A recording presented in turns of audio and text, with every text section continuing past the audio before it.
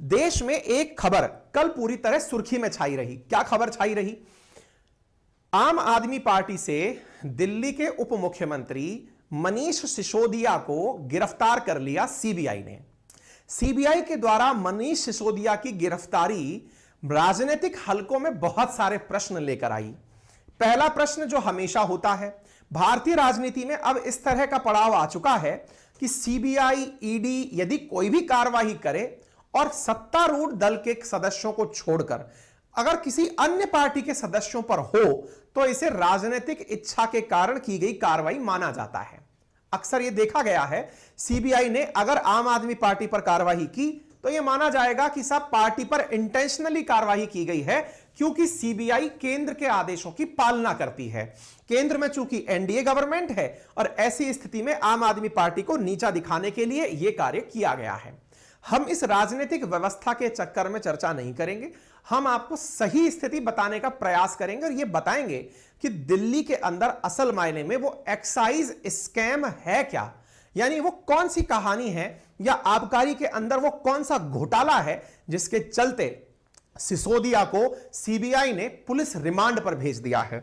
जो सिसोदिया दिल्ली को एजुकेशन के रूप में पूरी दुनिया के सामने एक मॉडल प्रस्तुत करते हैं, वही सिसोदिया सीबीआई ने अपनी जानकारी जो दुनिया को प्रेषित की है उसमें पता चलता है कि वो 5 से 10 दिन के भीतर भीतर लगभग 50 से अधिक फोन नंबर बदल लेते हैं जब उन्हें लगता है कि उन्होंने एक्साइज में बड़ा घोटाला कर दिया है।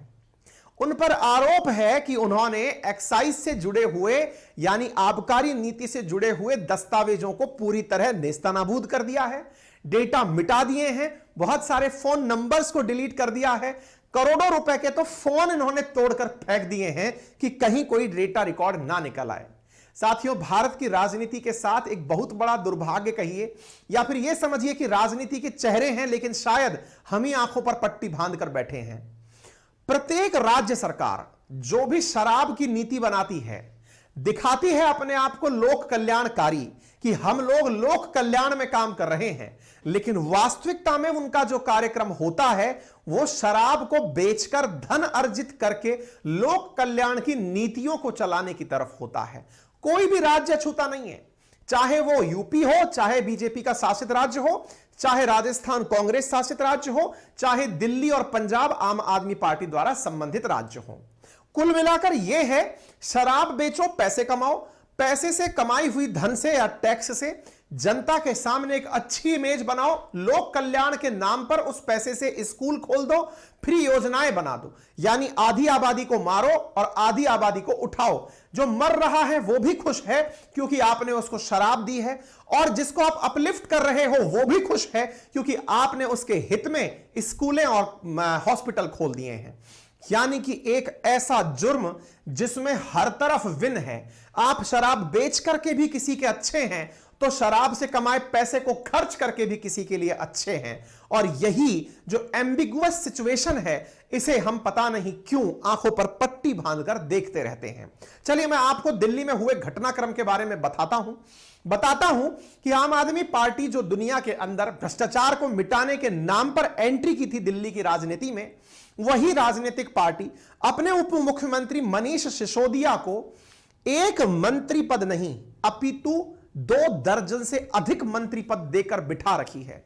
जिसके पास दिल्ली में सर्वाधिक विधायक हो उसे अपने ही विधायकों पर विश्वास नहीं, और शिक्षा, वित्त, स्वास्थ्य, आबकारी जैसे महत्वपूर्ण पदों को एक ही व्यक्ति को दे रखा हो।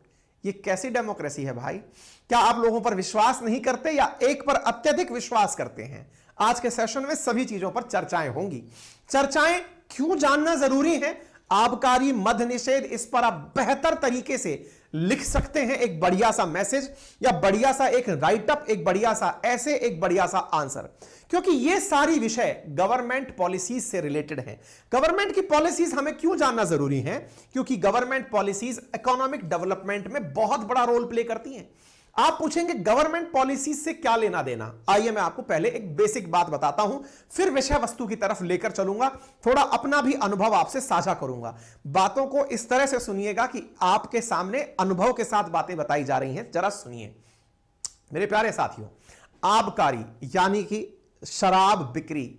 शराब बिक्री की जो कहानी है वो हर राज्य के लिए आय का, राजस्व का बहुत बड़ा सोर्स है।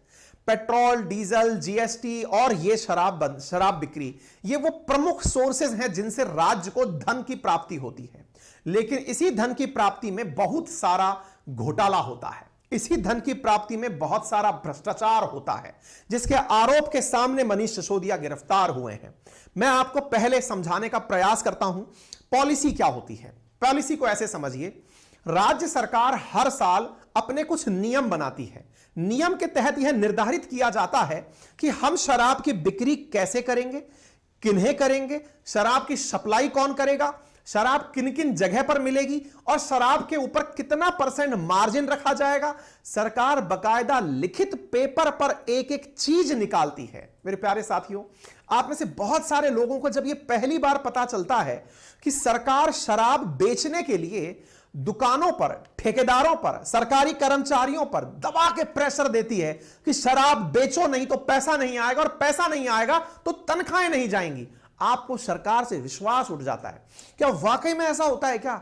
हमें तो लगता है सरकार लोक कल्याणकारी कार्य करती है, हॉस्पिटल के उद्घाटन होते हैं, पीछे के मामले में कुछ और ही चलता है। राज्य सरकारों के राजस्व का बहुत बड़ा सोर्स है शराब की बिक्री। हर राज्य के अंदर शराब बिक्री से लगभग 9,000 करोड़ रुपए का टैक्सेशन दिल्ली को प्राप्त होता है। शराब की बिक्री से 15,000 करोड़ रुपए का लगभग टैक्सेशन राजस्थान को प्राप्त होता है शराब बिक्री से। इससे 1.5 गुना टैक्सेशन प्राप्त यूपी को होता है शराब बिक्री से, और यही तो आपके लिए तनख्वाहों में निकल कर आता है। खैर, पॉलिसी के अंदर निर्धारित किया जाता है कि शराब की बिक्री कैसे होगी, किस तरह से। अब शराब की बिक्री को लेकर के क्या चीजें होती हैं, सामान्य घटना को समझिए। शराब बिक्री में शराब के कुछ निर्धारित दुकान होती हैं जिन्हें आप शराब का ठेका, सरकारी ठेका, आपने कई बार देखा होगा ना, सरकारी शराब की दुकान, सरकारी ठेका लिखा हुआ देखा होगा। इसका मतलब क्या है? सरकार ने उन्हें टेंडर दिया था, उन्होंने वो टेंडर खुलवा लिया, वो दुकान उनकी हो गई। इस ही टेंडर की कहानी में मनीष सिसोदिया की कहानी छिपी है। क्या कहानी है, आइए मैं आपको बताता हूं। तो फिलहाल के लिए करप्शन चार्जेस मनीष सिसोदिया पर हैं। उनके ऊपर आरोप है कि उन्होंने शराब की पॉलिसी में गड़बड़ घोटाला करके करोड़ों रुपए का मुनाफा कमा के पंजाब चुनाव में ठेकेदारों से पैसे लेकर चुनाव में पैसे लगवाए। जब काम निकल गया, पंजाब का चुनाव जीत गए, पॉलिसी बदल दी। पॉलिसी बदलकर बीच में ही पॉलिसी पलट दी और पलट करके वापस पुरानी पॉलिसी पर चले गए। इस वजह से ठेकेदार वर्ग नाराज है, और इन्हीं कारण से इनका एक बहुत करीबी व्यक्ति सरकार के लिए सरकारी गवाह बन गया। उस सरकारी गवाह के बताए हुए या उसके बताए गए निशानदेही पर इनके एक करीबी व्यक्ति के ये सारे ठेके, सारे जो रेड हैं, ये पड़ती जा रही हैं। अब आप पूछेंगे ये कैसे पता चलता है कि कौन सा विषय किसके पास है? मेरे प्यारे साथियों, भारत के संविधान की अनुसूची 7 के अंदर देश के जितने भी कार्यक्रम हैं उन्हें विषयों के अंदर पढ़ा जाता है। भारत के संविधान में 3 प्रकार के विषय हैं: केंद्रीय सूची के विषय, राज्य सूची के विषय और समवर्ती सूची के विषय। केंद्रीय सूची, राज्य सूची और समवर्ती सूची, ये विषय शेड्यूल 7 में लिखे हुए हैं। आप इधर देख सकते हैं, union list, concurrent list, state list. कहां पर मेंशन है? भारतीय संविधान की 7वीं अनुसूची में। कई बार यह प्रश्न पूछ लिया जाता है कि यूनियन लिस्ट के अंदर लिखे गए विषयों में कितने विषय केंद्र के पास हैं? 100 सब्जेक्ट, जैसे है defence, railway, post, Telegram, income tax, custom duty. दूसरा सवाल पूछ लिया जाता है कि स्टेट लिस्ट के अंदर वर्तमान में कितने विषय हैं? तो वर्तमान में यहां पर 61 विषय हैं, 61 विषय हैं जो यहां पर हैं, ठीक है ना। अच्छा, state list has 61 subject. State list में सब्जेक्ट कौन से आते हैं? ट्रेड और commerce, police, fishery, forest, local government, theatre, industries, ये स्टेट लिस्ट में आते हैं। तीसरा है कंकरेंट लिस्ट, जिस पर दोनों केंद्र और राज्य कानून बना सकते हैं। उनमें 52 विषय आते हैं। 52 विषय जो हैं वो किस तरह के हैं? जैसे stamp duty, drugs, poison, electricity, newspaper, criminal law, labour welfare, ये कंकरेंट लिस्ट में आते हैं। आज हम चर्चा कर रहे हैं स्टेट लिस्ट के विषय शराब के बारे में। शराब पर हुआ क्या, आइए मैं आपको बताता हूं। डिप्टी चीफ मिनिस्टर जो हैं मनीष सिसोदिया, वो गिरफ्तार हुए हैं। क्यों गिरफ्तार हुए हैं बताएंगे, लेकिन पहले थोड़ा सा मनीष सिसोदिया के बारे में आप जान लीजिए। जनाब, बात यह है कि मनीष सिसोदिया के पास दिल्ली में कुल 33 विभागों में से 18 विभाग हैं। इतने काबिल व्यक्ति केजरीवाल जी के पास हैं कि उनके पास आधे से अधिक विभाग हैं। 18 विभाग 33 में से पोर्टफोलियो ये मेंटेन करते हैं। और इन पोर्टफोलियो में इनके पास में कैसे कैसे पोर्टफोलियो है देखिए जरा। एजुकेशन इनके पास है, फाइनेंस इनके पास है, विजिलेंस इनके पास है। इतना ही नहीं, हेल्थ भी इनके पास है, पब्लिक वर्क डिपार्टमेंट भी इनके पास है, गृह मंत्रालय भी इनके पास है। भाई साहब गजब विभाग है इनके पास में। इवन इनके एक साथी मंत्री को जब जेल हुई सत्येंद्र जैन को, तो उनका विभाग भी इन्हीं के पास है। गजब काबिल आदमी है। फिलहाल ये सिसोदिया जी गिरफ्तार हुए हैं। इनकी जो इमेज है दुनिया में वो क्या है कि ये शिक्षा को लेकर गजब काम कर रहे हैं। वर्ल्ड क्लास स्कूल बना दिए गए हैं। कहां पर? दिल्ली में। विचार करिए ये कितना ही मतलब विवेदनकारी दिमाग में है। एक राज्य के अंदर उप मुख्यमंत्री पद पर बैठा व्यक्ति अपने नाम से कहता है कि मैंने शिक्षा के क्षेत्र में क्रांति ला दी, लेकिन वही व्यक्ति जब अपने बारे में यह पता चलता है कि शराब के क्षेत्र में भी मैंने क्रांति ला दी, मैंने शराब को, आपको जानकर आश्चर्य होगा इन्होंने कैसे कैसे कारनामे किए हैं। कारनामा यह कि शराब 3 बजे तक मिलेगी और तो और शराब की होम डिलीवरी होगी। चाह क्या रहे हो यार, हैं? यह था आप लोगों का अन्ना आंदोलन, जिसके तहत आपने मतलब शराब जैसी चीज जिसको कि रेस्ट्रिक्ट किया जाता है, लोगों की मांग होती है कि शराब ना बिके, वो शराब घर तक पहुंच रही है। सुबह 3 बजे तक दुकानें खुल रही हैं। दुकानों की संख्या बढ़ाकर 850 कर दी गई है। जहां दिल्ली के कई वार्ड ऐसे थे जहां शराब की दुकानें नहीं थी, वहां दुकानें जबरदस्ती खुलवाई जा रही हैं कि नहीं नहीं नहीं सब जगह होना चाहिए। बोले क्यों? क्योंकि अवैध दुकान चल रही है, हम अवैध मिटाना चाहते हैं, हम वैध लाना चाहते हैं। अरे सरकार, खैर कोई नहीं। और अच्छा इसमें ना यही नहीं, मैं केवल इनकी बात इसलिए कर रहा हूं क्योंकि ये अपनी इमेज शिक्षा को लेकर व्याप्त करना चाहते हैं। हर राज्य सरकार ऐसी ही है, यही नहीं हर राज्य सरकार का यही है, बस कुछ ज्यादा है कुछ कम है। लेकिन चूंकि इन्होंने शिक्षा जैसे पवित्र कार्य की आड़ में शराब का काम किया है, तो ये अपने आप में ना मतलब थोड़ा सा अपोजिट प्रकार का फील होता है कि यार एक तरफ तो सरकार आप कह रहे हो कि आप शिक्षा के क्षेत्र में क्रांति ला रहे हो, दूसरी तरफ आपकी पॉलिसीज है कि हर वार्ड में दुकान खोले, घर घर शराब पहुंचे, 3 बजे तक शराब मिले, जहां हो सकती है शराब बेचो, और तो और जितना मुनाफा कमा सकते हो कमाओ। बियर के प्रति कैरेट पे इतना सस्ता कर दो, 1 बोतल के साथ 1 फ्री कर दो। यार कैसी राज व्यवस्था है ये, 1 बोतल के साथ 1 बोतल फ्री, दिल्ली का स्वागत है। ये इनके कारनामे थे, हालांकि अब ये बैकफायर कर गए हैं, पॉलिसी बदल दिए हैं। खैर अब देखिए, ऑब्वियस सी बात है, आम आदमी पार्टी अपने राजनेता को बचाएगी तो बीजेपी के दफ्तर के ऊपर प्रदर्शन होगा। ये राजनीति है। बीजेपी ये दिखाएगी कि देखो हम तो दूध के धुले हैं। दूध के धुले क्यों हैं? क्योंकि हमारे राज्यों में तो ऐसा होता ही नहीं है, सबके यहां यही चल रहा है, बस कुछ कम और कुछ ज्यादा। कुछ लोग कहते हैं 8 बजे बाद में शराब नहीं मिलेगी, लेकिन नीचे से मिल जाएगी। सबका अपना अपना राग है जनाब, ठीक है। अब दूसरी तरफ आम आदमी पार्टी के जो लोग हैं वो बीजेपी के दफ्तर पर, और बीजेपी वाले आम आदमी पार्टी के दफ्तर पर। आपने हाल ही में इनके एमसीडी में हुए दंगों की तस्वीरें तो देख ही ली होंगी। ऐसे लूट खसोट कर रहे थे, एक दूसरे के ऊपर गिर पड़ रहे थे बीजेपी और आम आदमी पार्टी के लोग, पार्षद, जैसे पता नहीं मतलब क्या ही महाभारत चल रही है। खैर डेमोक्रेसी है जनाब, और ये अत्यधिक डेमोक्रेसी जो है ना, ये लोगों को समझ से परे है। इमोशंस के साथ खेल करके उस आड़ में कुछ गलत कार्यों को अंजाम देना जो है ना, ये हम लोग आंखों पर पट्टी बांधकर देखते हैं। हम सोचते हैं कि हमारे सामने 2 विकल्प दिए गए हैं, एक अच्छा, एक कम बुरा और एक ज्यादा बुरा, और जो कम बुरा है ना वो अच्छा है, और इसीलिए हम उसे चुन लेते हैं। डेमोक्रेसी के अंदर ये जो सबसे बड़ा इस समय का चैलेंज है, जिसको आप लोग अपनी तरफ से भी एहसास में ले सकते हैं। खैर फिलहाल के लिए ये जेल पहुंच गए हैं। Society matter to pride Arvind Kejriwal ने कहा है going to jail for country, देश के लिए जेल गए हैं। जैसे बीजेपी ने अडानी के लिए, कि भाई अडानी जो है ना उसको कुछ नहीं कहा गया, अभी तक कोई बयान नहीं आया। अडानी खुद बोल रहे हैं कि देशवासी मेरे समर्थन में आए। इधर केजरीवाल कह रहे हैं कि साहब मनीष सिसोदिया देश के लिए जेल गए हैं। अच्छा, ऐसा देश जहां 1 दारू के बोतल के साथ 1 दारू फ्री मिल रही है, 3 बजे तक दुकानें खुल रही हैं, मतलब कुछ भी हो रहा है यार। मत कहो ऐसा यार, लोगों को बेवकूफ मत बनाओ। स्कूल खोल दी, ठीक बात है भाई, काम है आपका, करोगे, लेकिन इसका मतलब ये थोड़ी है कि आप कुछ अपराध भी बढ़ा दोगे कि चलो भाई बढ़ाओ। ये तो प्रूवन फैक्ट है ना कि शराब के साथ अपराध की भी बिल्कुल संज्ञा जुड़ी हुई होती है। कोई नहीं साहब, तो फिलहाल के लिए ये जेल से जल्दी छूटेंगे, ऐसा इनका मानना है। अब कहानी कहां से शुरू होती है, थोड़ा सा इतिहास जान लीजिए, फिर आप अपना विचार भी इस पर व्यक्त करिएगा। असल में क्या है, दिल्ली की पुरानी शराब नीति थी। शराब नीति क्या होती है? पॉलिसी।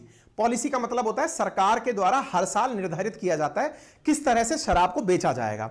दिल्ली में पहले यह होता था कि यहां की 60% दुकानें सरकारी थी। सरकारी बोले तो सरकार खुद ऑपरेट करती थी, जिनके नाम L1 और L10 के नाम से हुआ करते थे।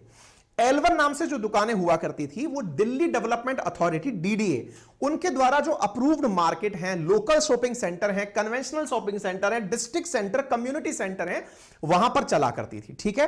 और L10 नामक जो दुकानें हुआ करती थी वो शॉपिंग मॉल के अंदर चला करती थी और इनके लिए हर साल लाइसेंस रिन्यू होते थे और उस रिन्यूअल की फीसेस भी पे की जाती थी, जिससे सरकार को राजस्व प्राप्त होता था। सरकार इसी तरह से चलती थी। ठीक है। पहले L1 और L10 के नाम से, तो L1 तो हो गई दुकानें और L10 हो गई शॉपिंग मॉल के अंदर दुकानें। ठीक है। और L1 खुलती कहां थी, तो ये सरकारी दुकानें जो बताई होती थी जगह, मॉल मतलब सरकारी मार्केट एरिया, अप्रूव्ड जगह पर ही ये दुकानें खुलती थी। दिल्ली में 17 नवंबर 2021 को शराब के लिए मनीष सिसोदिया द्वारा एक नई आबकारी नीति लाई जाती है और उसके अंदर यह निर्धारित किया जाता है कि जो दुकानें हैं जिसमें अभी तक 40% प्राइवेट हैं और 60% सरकारी हैं, उन्हें पूरी तरह बदल करके प्राइवेट ही कर दिया जाना चाहिए। प्राइवेट कर दिया जाना चाहिए मतलब नई पॉलिसी ला करके सारी सरकारी दुकानें बंद, यानी सरकार मार्जिन नहीं कमाएगी, प्राइवेट आदमी मार्जिन कमाएगा, प्राइवेटाइज कर दिया। LPG रिफॉर्म शराब के अंदर ले आए मनीष सिसोदिया।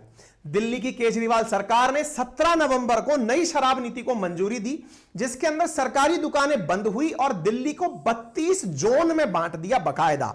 हां भाई, ये तेरा एरिया, ये तेरा एरिया, ये तेरा एरिया, इस तरह से 32 जोन में पूरे दिल्ली को बांट करके 16 वेंडर बनाए गए। 16 वेंडर बोले तो आपके सप्लायर जो हैं वो 16 हैं। एक सप्लायर 2 जोन को शराब सप्लाई करेगा। ठीक है साहब। 16 जोन में बांट दिया गया। हर जोन में 27 शराब की दुकानें थी। इन दुकानों का मालिकाना हक जोन को जारी किए गए लाइसेंस के तहत दिया गया था। हर वार्ड में 2 से 3 वेंडर को शराब बेचने की अनुमति दी गई कि एक वार्ड है, यहां पर 2 से 3 वेंडर शराब बेचेंगे।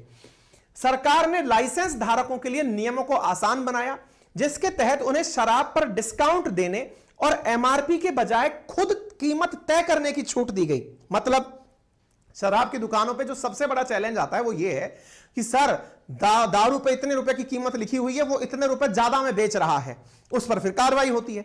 यहां पर यह हुआ आपकी मर्जी पड़े जितने में बेचो भाई, आप तो शराब बेचो, कोई भी प्राइस को लेकर शिकायत नहीं करेगा। ज्यादा में बेचनी है ज्यादा में बेचो, कम में बेचनी है कम में बेचो, शराब बेचो। इससे शराब बिक्री के अंदर भारी बढ़ोतरी देखने को मिली। अब जब भारी बढ़ोतरी देखने को मिली तो आप इसकी थोड़ी सी कहानी जानिए और इसके बीच में जो CBI की एंट्री हुई अब वो भी जानिएगा। 17 नवंबर को दिल्ली सरकार नई शराब नीति लाती है। 32 जोन में शराब खोलने के लिए स्थान बनाए जाते हैं। हर जोन के अंदर 27 दुकानें खोलने का प्रावधान किया जाता है। 849 दुकानें खुलनी तय होती हैं, जिसकी वजह से सरकार को राजस्व में 3500 करोड़ रुपए का फायदा होगा। कोरोना काल के अंदर जब दुकानें नहीं चल पाई थी, देखिए उस समय भी देश की इकोनॉमी को शराब की दुकानों ने चलाया था। दुकानें कोरोना काल में भी खुली थी और लोगों ने यह सोचकर पी थी कि जब हम लोग जब उससे स्प्रिट से हाथ धोते हैं तो साफ हो जाते हैं, पीने से तो कोरोना अंदर ही मर जाएगा। ये विचारधारा लगाई थी, जबकि लंग्स में नहीं जाती है शराब। खैर कोई नहीं, सोच है साहब।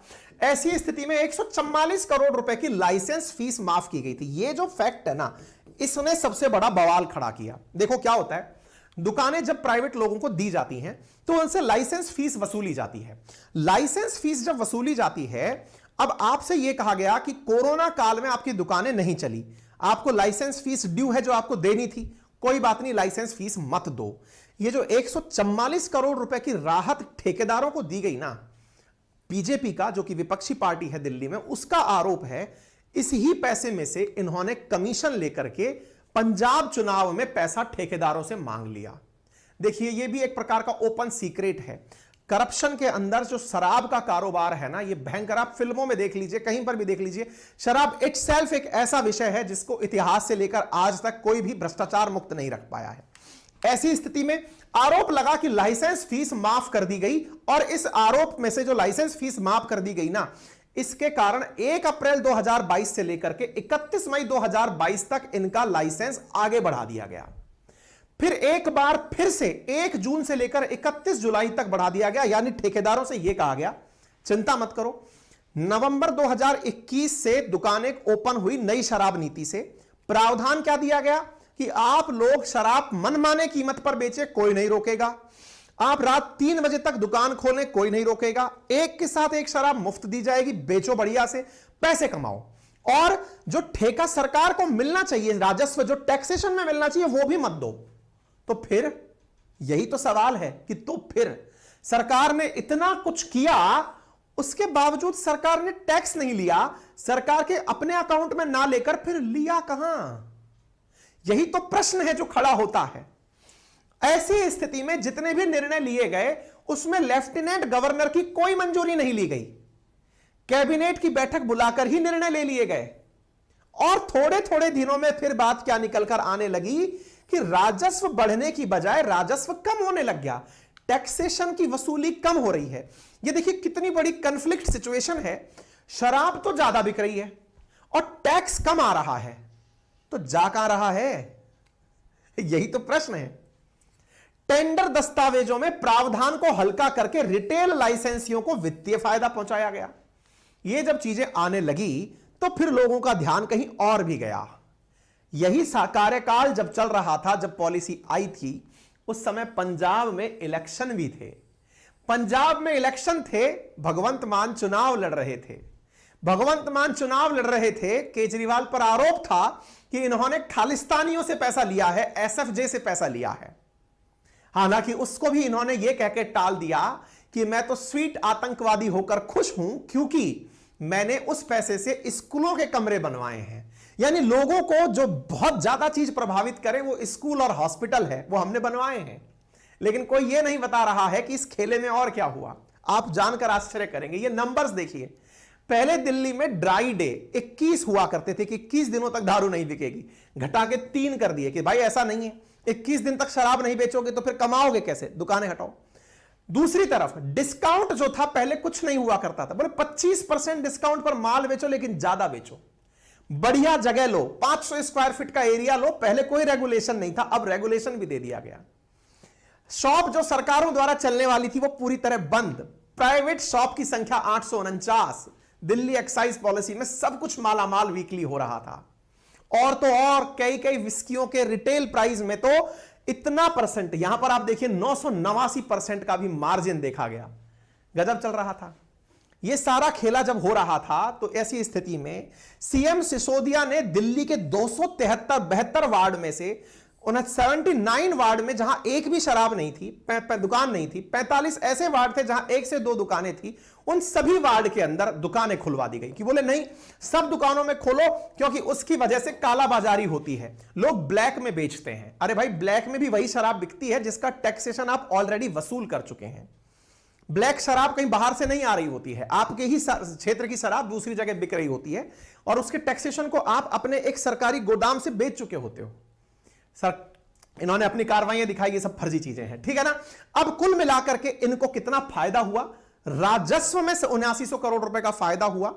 लेकिन उसके बावजूद भी इन्होंने 6 महीने बाद अपनी शराब की दुकानों की संख्या में नंबर की कमी पाई। यह समझ से परे था। 6 महीने तक आपने कमाई करी, फिर भी आपकी दुकानों की संख्या आधी रह गई। यह कैसे हुआ होगा? यहां पर फिर एक नया खेला निकल कर आया। नया खेला यह था कि पॉलिसी नवंबर में आई, जुलाई तक टैक्स फ्री चल रहा है, एक तरह से लाइसेंसियों की कोई फीस नहीं लग रही है, फिर भी दुकानें आधी। इसका मतलब आपने जो डिस्काउंट वगैरह जो दिए थे, डिस्ट्रीब्यूटर तय किए थे, उनमें भी कोई खेला हो रहा था। खेला क्या हो रहा था? दुकान से नहीं, अपितु जहां से शराब शुरू होती है वहां से दुकान तक व्यक्ति एक ही था जो सप्लाई कर रहा था। उसने अपना ही सिस्टम सब जगह सेट कर दिया, बाकी जगह पर डिस्काउंटेड माल बेचकर और क्षेत्रों में सब चीजें खत्म। एक प्रकार से दिल्ली के अंदर मोनोपॉली स्थापित होने लगी कुछ व्यापारियों की मोनोपॉली स्थापित होने लगी शराब बिक्री के अंदर। और बाकी जो ठेकेदार थे, जो कभी खुश होकर दुकान लिए थे, अब उन्हें एहसास होने लगा कि यार हम तो उल्लू बन गए। हम तो सोच रहे थे कि सरकार हमारे लिए अच्छा कर रही है, लेकिन यह तो किसी और भी बड़े आदमी को अच्छा करने के लिए था। वो लोग बैकफायर कर गए। साथियों, हमारे विभाग के एक सबसे बड़ी कमी यह है, शराब के विभाग की, यहां का सबसे जो खतरनाक आदमी है ना, वो क्या होता है? वो ठेकेदार है जिसका नुकसान हो रहा है। अब वो ठेकेदार को नुकसान हो रहा है, इधर करप्शन के लिए anti corruption wing any time चालू रहती है। वो ये ढूंढती है कि बेटा तुम गलती करोगे और लपेटे में आओगे। ऐसी स्थिति में ये जो खेला हो रहा था, यहां पर एक दो लोग रोग हो गए, बागी हो गए। किसके बागी हो गए? सरकार के बागी हो गए। सरकार के बागी हो गए और उन्होंने अपोजिशन से हाथ मिला लिया। मतलब जिनको घाटा हुआ वो सरकार के खिलाफ चले गए। और यहीं से शुरू होती है आर्थिक अपराध शाखा, ये जो इकोनॉमिक ऑफेंस विंग जो है दिल्ली पुलिस की, उसकी एंट्री। क्योंकि दिल्ली के चीफ सेक्रेटरी ने इसकी शिकायत की कि इस मामले में घोला क्या है, इसकी जांच की जाए। जुलाई में जब यह पॉलिसी चल रही थी, इसकी जानकारी जुटाने का कार्य शुरू हुआ। होम डिलीवरी जब चल रही थी, उसी समय इकोनॉमिक ऑफेंस विंग दिल्ली सरकार के नहीं, एक प्रकार से दिल्ली पुलिस, जो कि पुलिस दिल्ली सरकार के अंडर में नहीं आती है, उन्होंने जांच करना शुरू किया। आबकारी विभाग के दस्तावेज जांचे गए, सारी मीटिंग्स की डिटेलिंग निकाली गई, हर बैठक की रिकॉर्डिंग निकाली गई, असिस्टेंट कमिश्नर, इन सब से जानकारी प्राप्त की गई। इस इकोनॉमिक ऑफेंस विंग ने सारे एप्लीकेशन फॉर्म जो थे, सारी चीजों की जानकारी प्राप्त करना शुरू किया। और फिर जानकारी में निकल कर आया कि शराब ठेकेदारों से 144 करोड़ रुपए की जो टेंडर फीस थी ना, उसके अंदर कुछ ना कुछ घोटाला हुआ है। अब ऐसी स्थिति में यह पैसा जो है, यह कहीं ना कहीं आम आदमी पार्टी ने पंजाब विधानसभा चुनावों में उपयोग में लिया है। इतना ही नहीं, मनीष सिसोदिया ने बियर के अंदर प्रति केस 50 रुपए का आयात शुल्क भी हटा दिया था, जिससे राज्य के सरकारी खजाने को नुकसान हुआ था। इसका मतलब उससे भी जो पैसा बना वो भी कहीं ना कहीं गया था। अधिकारियों ने कहा कि यदि पहले से लागू की गई नीतियों में कोई बदलाव होता है तो उसके ऊपर उपराज्यपाल की मंजूरी आवश्यक है, जो कि दिल्ली एक्साइज रूल 2010 और ट्रांजैक्शन ऑफ बिजनेस रूल 1993 का उल्लंघन है। ऐसी स्थिति में सीबीआई तक यह जांच पहुंचना तय थी। अब जब जानकारी के लिए वहां पर यह चीज पहुंचना शुरू हुई, शराब माफियाओं के ऊपर फायदे की बात शुरू हुई, तो अगस्त 19 2022 के अंदर मनीष सिसोदिया से पूछताछ सीबीआई करने घर पहुंच जाती है। 24 घंटे की पूछताछ होती है, 14 घंटे की पूछताछ होती है। सिसोदिया आज जेल में क्यों गए हैं, उसकी पटकथा इसी वाले अगस्त के रेड से तय हो गई थी। अब ऐसा क्या हुआ था? क्योंकि जब यह चीज सिसोदिया को समझ में आई कि लोगों को खेला समझ में आ गया है, इन्होंने वो पॉलिसी गायब कर दी और पॉलिसी हटा करके पुरानी पॉलिसी जो नवंबर 2021 में चल रही थी, वो दोबारा लागू कर दी। यानी सरकारी दुकानें और प्राइवेट दुकानें बना दी। अब जब भाई जिसने बहुत बड़ा नुकसान झेल लिया है, उसमें वो व्यक्ति तो सामने आएगा ही जो सरकार के फैसलों के कारण निपट गया है। क्योंकि सरकारी दुकानों से पहले प्राइवेट दुकानें करना, प्राइवेट दुकानें होने के बावजूद दुकानों का आधा रह जाना, आधा रह जाने का बड़ा कारण है कि सप्लायर का किसी एक बड़े आदमी का होना, और वो बड़ा आदमी था दिनेश अरोड़ा, जो बड़ा व्यापारी था। मनीष सिसोदिया ने इस बड़े व्यापारी से बड़ी लेन देन की थी, ऐसी जानकारी सीबीआई को पता चली। क्यों? क्योंकि यही व्यक्ति जो है ये पुलिस से जाकर मिल गया, क्योंकि इसे हो चुका था अब तक घाटा, क्योंकि सिसोदिया डर के मारे अपनी पॉलिसी बदल दिए, ऐसे आरोप हैं। पॉलिसी बदलने पर यह आदमी अपने घाटे की भरपाई कहां से करे, ये तो पहले ही निपट गया। यह आदमी जाकर पुलिस से मिल लिया। अब इसी की जवाबदेही और निशानदेही पर सारी कार्रवाइयां हो रही हैं। यह बड़ा बिजनेसमैन है जो कि इस समय सिसोदिया, विजय नायर और कई नेताओं के नाम ले चुका है। सीबीआई के सूत्रों के मुताबिक डिप्टी सीएम को सबूत नष्ट करने के आरोप में गिरफ्तार किया गया है। आप जानकर मतलब आश्चर्य करेंगे कि एनफोर्समेंट डायरेक्टरेट ने बताया कि दिसंबर 2022 में दिल्ली की कोर्ट में ईडी ने दावा किया कि इन्होंने 170 बार मोबाइल फोन बदले और उन्हें तोड़ दिया। 170 बार मोबाइल बदले। जब यह पॉलिसी चल रही थी तब 170 बार फोन बदले गए, जिसकी कीमत 1.38 करोड़ रुपए, यानी इतने के तो फोन बदल दिए, ताकि, क्योंकि फोन में क्या होता है ना, रिकॉर्ड होता है, उस रिकॉर्ड से पता चल जाता है। ईडी ने कहा कि इस मामले में प्रमुख सबूत मोबाइल फोन में थे। उनमें कम से कम 36 आरोपियों के मई से लेकर अगस्त तक 177 मोबाइल यूज किए गए, जिन्हें तोड़ दिया गया। ईडी ने इनमें से 17 फोन बरामद कर दिए हैं, लेकिन उसमें से कईयों में आंकड़े डिलीट हो चुके हैं। आबकारी विभाग में पहले काम कर चुके अधिकारियों ने कहा कि इन्होंने ड्राफ्ट बदलवाए थे और ड्राफ्ट बदलवा करके पहले ही सरकारी नीति को ठेकेदारों तक पहुंचा दिया गया था। उसके अंदर 18 मोबाइल हैंडसेट और 4 सिम कार्ड का उपयोग हुआ था। सीबीआई ने 19 अगस्त 2022 को सिसोदिया के खिलाफ एफआईआर दर्ज की थी। उसी दिन सिसोदिया ने एक सिम कार्ड के लिए 3 मोबाइल फोन बदले थे। 20 अगस्त को 3 हैंडसेट में से एक मोबाइल फोन नंबर का इस्तेमाल किया गया था। पुलिस को यह सारी जानकारियां जब पता चली तो इनकी गिरफ्तारी तय थी। सीबीआई की जांच टीम सीबीआई के अनुसार इनके पास पहुंची, इनकी सारी चीजें चेक करना शुरू की। सिसोदिया पर फिलहाल आपराधिक साजिश धारा 120B और 477A लगाई गई है। इनके मामलों की तफ्तीश तसल्ली से जारी है। ये क्या होते हैं? 120B punishment of criminal conspiracy और section 477A falsification of account, यानी कि झूठ बोलना। 7 महीने के अंदर मतलब अगस्त से शुरू हुआ कारनामा इनकी गिरफ्तारी पर जाकर खत्म हुआ। यह शराब नीति के घोटाले में चूंकि इन्हें यह अंदाजा पहले ही हो गया था कि अगस्त में रेड पड़ी है तो सीबीआई ऐसे तो छोड़ने वाली नहीं है। अब तक जो जानकारी मीडिया में आ रही है वो ये है कि सारे सबूत पूरी तरह क्लीन चिट हो रखे हैं, सब साफ हैं, यानी कि कोई भी चीज अब पुलिस के हाथ लगने वाली नहीं है, ऐसा माना जा रहा है। लेकिन इस बीच में राजनीति भी बढ़िया से चल रही है। राजनीति क्या कि कहीं केजरीवाल चुनावों में ज्यादा अच्छा प्रदर्शन ना कर दें, इसलिए उनको रोका गया। लेकिन जो चीज यार ओपन बुक की तरह खुली हुई की चीजें हैं उस पर भी राजनीति हो, इसलिए थोड़ा सा तार्किक होकर इसे भी देख लेना चाहिए। लेकिन हां, पक्ष तो दूसरा भी है। दूसरा पक्ष यह है कि इसी समय पर क्यों लाया गया, इनको गिरफ्तार किया गया? क्योंकि ये बजट पेश करने वाले थे। क्या पता बजट में कुछ ऐसा कर देते जो कि मिसाल कायम होती। दूसरा, अन्य चुनावों में जाने के लिए, राज्यों में जाने के लिए तैयारी कर रहे हैं अरविंद केजरीवाल। ऐसे में मनीष सिसोदिया की गिरफ्तारी से अरविंद केजरीवाल कमजोर पड़ जाएंगे, क्योंकि आम आदमी पार्टी के अंदर पॉइंट नंबर 2 पर यही आते हैं। ये तमाम बातें जो राजनीति में चलती रहेंगी। खैर, मैंने आपको पूरी पॉलिसी और पूरी पॉलिसी के अंदर का जो खेला है वो समझाने का प्रयास किया है। अब इससे जुड़े हुए कई बार कुछ प्रश्न भी पूछे जाते हैं। जैसे एमपीपीसीएस के अंदर सवाल पूछा गया, क्या पूछा गया? Banning all type of liquor is the best way to implement prohibition. क्योंकि आपके दिमाग में अब तक यह सवाल आ चुका होगा कि सरकार शराब बंद क्यों नहीं कर देती, और जब अब तक यह सवाल आ चुका होगा कि शराब बंदी क्यों नहीं हो जाती, तो ऐसी स्थिति के अंदर आपके सामने 2 ऑप्शन हैं, आप इनके अनुसार आंसर कर सकते हैं। मैंने इस पर पूरा सेशन किया हुआ है, गूगल कर लीजिएगा, सरकार शराब बंदी क्यों नहीं करती, काफी डिटेल में इस पर चर्चा की है। उम्मीद है कि आप लोगों को सेशन लंबा जरूर लग रहा होगा, लेकिन इसकी उपयोगिता और उपादेयता समझ में आएगी। उम्मीद है दुनिया में चल रही घटनाएं भी आपको साथ साथ पता चलती जा रही होंगी।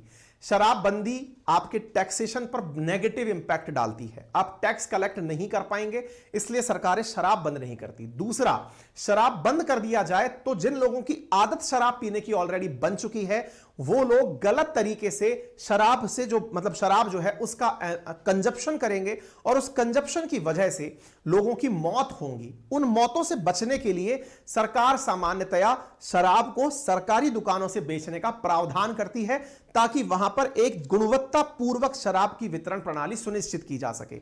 इसी कारण से शराब की बिक्री हर राज्य सरकार करने का निर्णय करती है। तो यह आपके पास एक आंसर होना चाहिए, ठीक है।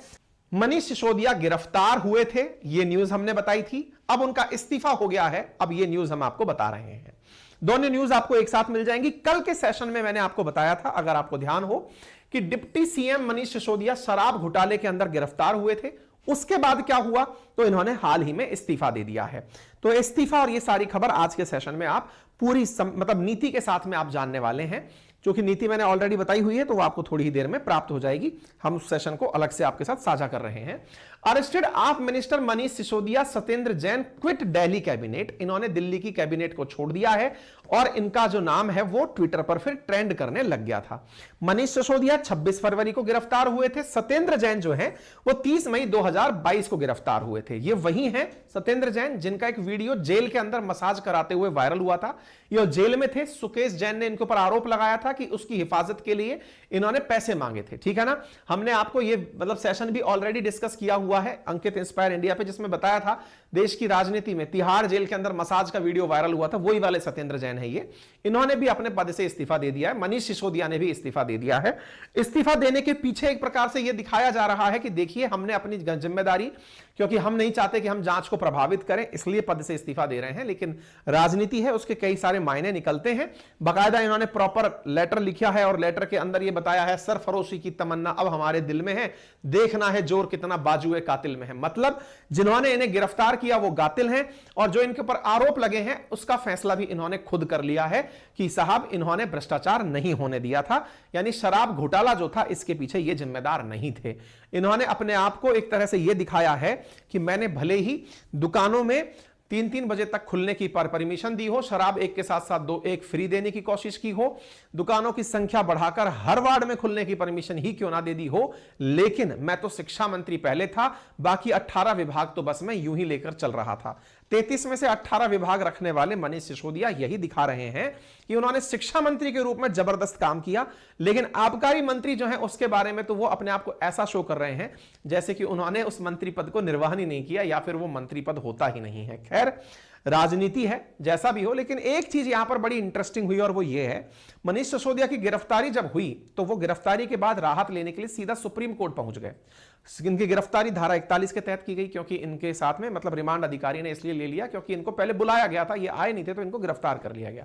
मनीष सिसोदिया की गिरफ्तारी के बाद में जब सुप्रीम कोर्ट इनकी तरफ से, अभिषेक मनु सिंघवी जो कांग्रेस के नेता हैं वो जो है वो जमानत लेने पहुंचे इनकी तरफ से कि साहब सुप्रीम कोर्ट से कहा कि साहब इन्हें जमानत दो, तो वहां पर सीजेआई जो थे डीवाई चंद्रचूड़ साहब जो हैं उन्होंने कहा कि भाई एक बात बताइए, आप लोग दिल्ली के रहने वाले हैं, इसका मतलब ये थोड़ी कि सीधे सुप्रीम कोर्ट में चले आएंगे, प्रोसेस फॉलो करिए। सीबीआई ने 5 दिन के लिए आपको रिमांड पर लिया है, आप पहले हाईकोर्ट जाइए, हाईकोर्ट में जमानत याचिका खारिज हो तब हमारे पास आना। यानी एक प्रकार से सुनवाई तो हो गई इनकी, लेकिन सुनवाई के अंदर सुप्रीम कोर्ट ने इनसे कहा कि गलत परिपाटी सेट मत करिए, आप सीधा पहले सुप्रीम कोर्ट मत चले आइए, हाईकोर्ट जाइए। तो इनको हाईकोर्ट भेज दिया, गो टू हाईकोर्ट, वहां जाकर के परमिशन लेकर आइए क्योंकि आपके ऊपर करप्शन का केस लगा है। तो अब ऐसी स्थिति में इन्होंने क्रॉस क्वेश्चन, जो अभिषेक मनु सिंघवी थे उन्होंने कहा सर ऐसा नहीं है, लोग कई बार ऐसा भी होता है कि जब उनके खिलाफ केस होता है तो वो सुप्रीम कोर्ट से सीधा भी राहत लेने आ जाते हैं। जैसे बोले जैसे विनोद दुआ के केस में आया था, विनोद दुआ अब नहीं बचे हैं। इनके केस में क्या हुआ था कि कोरोना काल में इन्होंने सरकार विरोधी कुछ लेख लिखे थे जिसके चलते इनके ऊपर देशद्रोह का कानून लगा दिया गया था और मतलब धारा लगा करके इन्हें गिरफ्तार की कोशिश की जा रही थी। तो ये तुरंत जाकर सुप्रीम कोर्ट से बेल ले आए थे। ऐसी स्थिति में यहां पर जो इनके वकील थे सिसोदिया साहब के, उन्होंने कहा कि साहब आपने पहले भी तो एक व्यक्ति को इस तरह की राहत दी थी। तो फिर उन्होंने कहा कि देखिए उनको राहत दी थी क्योंकि वो पत्रकार थे, उनकी अभिव्यक्ति की आजादी प्रभावित हो रही थी इसलिए। लेकिन अब जो आपका केस है इसमें जो आपका आरोपी जिस व्यक्ति को लेकर आप घूम रहे हैं, इनके ऊपर कथित भ्रष्टाचार का आरोप है। ऐसी स्थिति को दोनों को बराबर आप कंपेयर नहीं कर सकते, प्रोसेस फॉलो करके आप आए।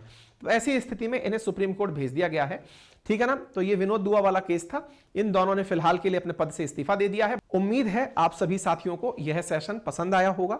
अपने सभी साथियों के साथ इसे साझा करें, चैनल पर नए हैं तो सब्सक्राइब करें और भैया इन्हें सिंसियरली पढ़ते रहें। जितने भी सवाल मैंने आपको अभी तक डिस्कस किए हैं इन्हें बेहतरीन तरीके से पढ़ते रहिए। इनका मैं वीकली टेस्ट लूंगा। 4 लाख जब सब्सक्राइबर इस चैनल पर हो जाएंगे तो टेस्ट के साथ साथ गिफ्ट भी दूंगा और गिफ्ट लाइव अनाउंस होंगे, आपके सामने चलेंगे। जल्दी से पहले तो सब्सक्राइबर बढ़ाइए और अपना प्रोसेस आगे बढ़ाइए, ठीक है। आज से रात को 8:30 बजे हमारा सेशन शुरू होने जा रहा है। कौन सा सेशन शुरू होने जा रहा है? डिटेल्ड जर्नल अवेयरनेस बैच, जिसमें history, geography, polity, economy, state PCS, SSC, defence, railway के विद्यार्थियों के लिए मात्र 1999 में शुरू होने जा रहा है। क्लासेस सारी डिजिटल बोर्ड से ली जाएंगी, रात 8:30 से 9:30 ली जाएंगी। हिस्ट्री, ज्योग्राफी, पॉलिटी, इकोनॉमी की क्लास होंगी। वीक में 5 दिन क्लासेस चलेंगी। शुक्रवार, मंडे टू शुक्रवार ये क्लास चलेंगी, आज से शुरू हो रही हैं। लिंक कमेंट बॉक्स के अंदर हमने अपना आरएनए बाय अंकित अवस्थी का पिन कर दिया है। पेड कोर्स यहां पर होने वाला है, आप जाकर ज्वाइन कर सकते हैं। आपके कुछ डाउट है, लैंग्वेज कोर्स की क्या होगी? बाइलैंग्वेज होगा, पूरा कंटेंट हिंदी में भी होगा, इंग्लिश में भी होगा। पीडीएफ के नोट्स भी बाइलैंग्वेज होंगे, हिंदी में भी होंगे, इंग्लिश में भी होंगे। क्लासेस कैसी होंगी? लाइव भी होंगी, रिकॉर्डेड भी होंगी। यानी लाइव आपने पढ़ लिया, अगर आप नहीं देख पाए कोई बात नहीं, वो आपको रिकॉर्डेड मिल जाएगी पूरे 1 साल के लिए।